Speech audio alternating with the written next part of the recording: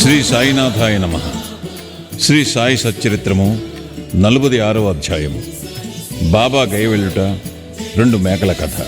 ఈ అధ్యాయములో శ్యామ కాశీ, గయా, ప్రయాగ యాత్రలకు వెళ్ళుట, బాబా ఫోటో రూపమున అతని కంటే ముందే వెళ్ళుట చెప్పెదము. బాబా 2 మేకల పూర్వజన్మ వృత్తాంతమును జ్ఞప్తికి తెచ్చుట కూడా చెప్పుకుందాము. తొలి పలుకు: ఓ సాయి, నీ పాదములు పవిత్రములైనవి. నిన్ను జ్ఞప్తియందుంచుకొనుట మిగుల పావనం. కర్మబంధముల నుండి తప్పించు నీ దర్శనము కూడా మిక్కిలి పావనమైనది. ప్రస్తుతము నీ రూపము అగోచరమైనప్పటికీ భక్తులు నీయందే నమ్మకం ఉంచినచో వారు నీవు సమాధి చెందకముందు చేసిన లీలలను అనుభవించెదరు. నీవు కంటికి అగపడని చిత్రమైన దారముతో నీ భక్తులను దగ్గర నుండి గాని ఎంతో దూరము నుండి గాని ఈడ్చెదవు. వారిని దయగల తల్లివలే కౌగులించుకునిదెవు. నీవెక్కడున్నావో నీ భక్తులకు తెలియదు. కానీ నీవు చతురతతో తీగలను లాగుటచే వారి వెనుకనే నిలబడి తోడ్పడుచున్నావని తుట్టతొదకు గ్రహించెదరు. బుద్ధిమంతులు, జ్ఞానులు, పండితులు అహంకారముచే సంసారమనే గోతులో పడెదరు. కానీ నీవు నీ శక్తి వలన నిరాడంబర భక్తుల రక్షించెదవు. ఆంతరికముగను అదృశ్యముగను ఆట అంతయూ నాడెదవు. కానీ దానితో నీకెట్టి సంబంధమూ లేనట్లు కనిపించెదవు. నీవే పనులన్నీయునూ నెరవేర్చుచున్నప్పటికీ ఏమియూ చేయనివాని వలె నటించెదవు. నీ జీవితము ఎవరూ తెలియజాలరు. కాబట్టి మేము పాపముల నుండి విముక్తి పొందుట ఎట్లన శరీరమును, వాక్కును, మనస్సును నీ పాదములకు అర్పించి నీ నామమునే జపించవలను.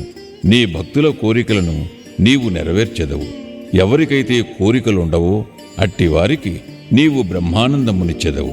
నీ మధురమగు నామము జపించుటయే భక్తులకు సులభ సాధనము. ఈ సాధన వల్ల మన పాపములు, రజస్తమో గుణములు నిష్క్రమించును. సాత్విక గుణములు, ధార్మికత్వము ప్రాముఖ్యము వహించును. దీనితో నిత్యానిత్యములకు గల భేదము, నిర్వ్యామోహము, జ్ఞానము లభించును. మనమట్టి సమయమందు గురువునే అనగా ఆత్మనే అనుసంధానము చేసేదము. ఇదియే గురువునకు సర్వస్వ శరణాగతి. దీనికి తప్పనిసరి ఒకే గుర్తు: మన మనస్సు నిశ్చలము, శాంతము నగుట. ఈ శరణాగతి గొప్పతనము, భక్తి, జ్ఞానములు విశిష్టమైనవి. ఎందుకన శాంతి, అభిమానరాహిత్యము, కీర్తి, తదుపరి మోక్షము ఒకటి వెనుక ఇంకొకటి వెన్నంటి వచ్చును. ఒకవేళ బాబా ఎవరైనా భక్తుని ఆమోదించినచో రాత్రింబవళ్ళు అతని చెంతనే ఉండి ఇంటి వద్దను కాని దూరదేశమును కాని వానిని వెంబడించుచుండును. భక్తుడు తన ఇష్టము వచ్చిన చోటునకు పోనిమ్ము. బాబా అచ్చటకు భక్తుని కంటే ముందుగా పోయి ఏదో ఒక ఊహించరాని రూపమున ఉండును. ఈ దిగువ కథ దీనికి ఉదాహరణము. గయయాత్ర. బాబాతో పరిచయం కలిగిన కొన్నాళ్ల తర్వాత కాకాసాహెబ్ తన పెద్ద కుమారుడు బాబు ఉపనయనము నాగపూరులో చేయ నిశ్చయించెను. సుమారు అదే సమయమందు నానాసాహెబ్ చాందోర్కర్ తన పెద్ద కుమారుని వివాహము గ్వాలియర్లో చేయ నిశ్చయించుకునేను. కాకాసాహెబు, నానాసాహెబ్ చాందోర్కరులిద్దరూ షిరిడీకి వచ్చి బాబాను ప్రేమతో ఆ శుభకార్యములకు ఆహ్వానించిరి. శ్యామాను తన ప్రతినిధిగా తీసుకుని వెళ్ళుడని బాబా నుడివెను. తామే స్వయముగా రావలసినదని బలవంత పెట్టగా బాబా వారికి శ్యామాను తీసుకుని పోవలసినదనియు, కాశీ ప్రయాగ యాత్రలు ముగియుసరికి నేను శ్యామా కంటే ముందుగానే గైలో కలుసుకునేదను అని చెప్పాను. ఈ మాటలు గుర్తుంచుకునవలెను. ఏలన అవి బాబా సర్వవ్యాపి అని నిరూపించును. బాబా వద్ద సెలవు పుచ్చుకుని శ్యామ నాగపూరు, గ్వాలియరు పోవ నిశ్చయించాను.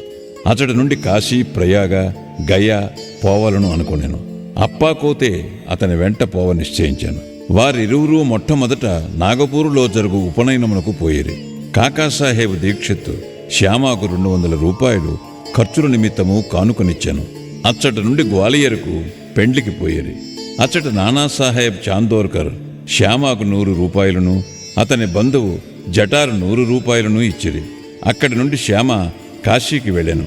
అచ్చట జటార్ యొక్క అందమైన లక్ష్మీనారాయణ మందిరములో అతనికి గొప్ప సత్కారము జరిగాను. అచ్చటి నుండి శ్యామ అయోధ్యకు పోయాను. అచ్చట జఠార్ మేనేజరు శ్రీరామ మందిరమునకు ఆహ్వానించి మర్యాద చేశాను. వారు అయోధ్యలో 21 రోజులుండిరి. కాశీలో 2 మాసములుండిరి. అక్కడి నుంచి గైకు పోయేది. రైలు బండిలో గైలో ప్లేగు గలదని విని కొంచెము చికాకు పడేది. రాత్రి గయ స్టేషన్లో దిగి ధర్మశాలలో బస చేసేది. ఉదయమే గైపండా వచ్చి ఇట్లా నేను, యాత్రికులందరూ బయలుదేరుచున్నారు, మీరు కూడా త్వరపడు, అచ్చట ప్లేగు గలదా అని శ్యామ ప్రశ్నించాను. లేదని పండా జవాబునిచ్చాను. మీరే స్వయముగా వచ్చి చూచుకొనుడు అన్నాను. అప్పుడు వారు అతని వెంట వెళ్ళి పండా ఇంటిలో దిగిరి. ఆ ఇల్లు చాలా పెద్దది. పండా ఇచ్చిన బసకు శ్యామ చాలా సంతృప్తి చెందాను. అచ్చట గల బాబా యొక్క అందమైన పెద్ద పటము అతనికి అన్నిటికంటే ఎక్కువ ప్రీతిని కలుగజేశాను. అది ఇంటికి ముందు భాగములో మధ్య అమర్చబడి ఉండెను. దీనిని చూచి శ్యామ మైమరచెను. కాశీ ప్రయాగ యాత్రలు ముగియేసరికి నేను శ్యామ కంటే ముందుగానే గైకి పోయేదను అను బాబా పలుకులను జ్ఞప్తికి తెచ్చుకొనెను. కండ్ల నీరు గ్రమ్మెను. శరీరము గగుర్పుడిచెను. గొంతుగా ఆర్చుకొని పోయాను. అతడు వెక్కి వెక్కి ఏడవసాగాను. ఆ పట్టణములో ప్లేగుజాడ్యము కలదని భయపడి ఏడ్చుచున్నాడేమోయని పండా అనుకొనెను. పండాను బాబా పటం ఎక్కడి నుండి తెచ్చితివని శ్యామ అడిగాను. పండా తన ప్రతినిధులు 200-300 మంది మన్మాడులోనూ పునతాంబేలోనూ గలరనియు, వారు గైకుపోయే యాత్రికుల మంచి చెడ్డలు చూచెదరనియు, వారి వల్ల బాబా కీర్తిని విని బాబా దర్శనము 12 ఏండ్ల క్రిందటే చేసితననియు చెప్పాను. సిరిడీలో శ్యామ ఇంటిలో వేలాడుచున్న బాబా పటమును చూచి దాని నిమ్మని కోరితననియు, బాబా అనుజ్ఞ పొంది శ్యామ దానిని తనకిచ్చిననియు చెప్పాను. శ్యామ పూర్వము జరిగినదంతయు జ్ఞప్తికి తెచ్చుకొనెను. పూర్వము తనకు పటమునిచ్చిన శ్యామాయే ప్రస్తుతము తన ఇంట అతిథిగా నుండుట గ్రహించి పండా మిక్కిలి ఆనందించాను. వారిరువురు ప్రేమానురాగములు అనుభవించి అమితానందమును పొందిరి. శ్యామకు పండా చక్కని రాజలాంఛనములతోడి స్వాగతమిచ్చాను. పండా ధనవంతుడు. అతడు ఒక పల్లకిలో కూర్చుండి శ్యామను ఏనుగుపైన కూర్చుండబెట్టి ఊరేగించాను. అతిథికి తగిన సౌఖ్యములన్నీ నెరవేర్చెను. ఈ కథ వల్ల నేర్చుకునవలసిన నీతి: బాబా మాటలు అక్షరాల సత్యములనియు, బాబాకు తన భక్తుల యందు గల ప్రేమ అమితమనియు తెలియచున్నది. ఇదియే కాక వారికి జంతువుల యందు కూడా సమాన ప్రేమయుండెను. వారు వానిలో ఒకరిగా భావించెడివారు. ఈ దిగువ కథ దీనిని వెల్లడించును. 2 మేకల కథ. ఒకనాడు ఉదయము బాబా లెండి తోట నుండి తిరిగి వచ్చుచుండెను. మార్గమున మేకల మందను చూచెను. అందులో 2 మేకల మీద బాబా దృష్టి పడెను. బాబా వానిని సమీపించి ప్రేమతో తాకి లాలించి వానిని 32 రూపాయలకు కొనెను. బాబా వైఖరిని చూచి భక్తులు ఆశ్చర్యపడిరి. బాబా మిగులు మోసపోయినని వారనుకొనిరి. ఎందుచేతననగా ఒక్కొక్క మేకను 2 గాని 3 గాని 4 కాని రూపాయలకు కొనవచ్చును. 2 మేకలకు 8 రూపాయలకు హెచ్చు కాదనిరి. బాబాను నిందించిరి.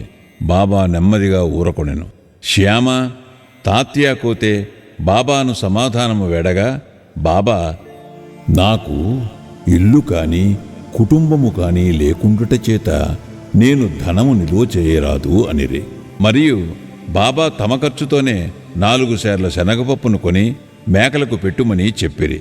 పిదప ఆ మేకలను వారి యజమానికి తిరిగి ఇచ్చివేసి వాని పూర్వ వృత్తాంతము ఈ రీతిగా చెప్పిరి.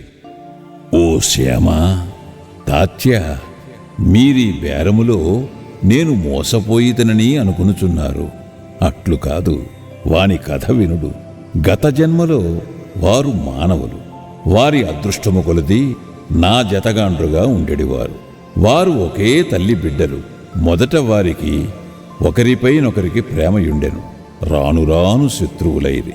పెద్దవాడు సోమరి కాని చిన్నవాడు చురుకైనవాడు. అతడు చాలా ధనము సంపాదించెను. పెద్దవాడు అసూయ చెంది చిన్నవాణిని చంపి వాని ద్రవ్యము అపహరించనంచెను. తమ సోదరత్వమును మరిచి వారిద్దరూ కలహించిరి. అన్న తమ్ముని చంపుటకు పెక్కు పన్నుగొడలను పన్నెను.